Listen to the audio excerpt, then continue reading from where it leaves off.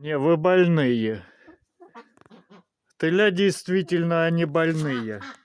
Ну вы ж понимаете, что я так не взял бы. Прилетела на меня. Одну поднял, на руке сидит, а вторая поднялась на ступеньки и со ступенек прилетела. Депутаты. Вы чё? Жопы меня повыставляли.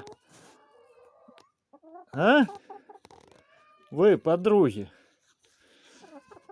Це я, наверное, вас мало обижаю, да? Чи совсем не обижаю?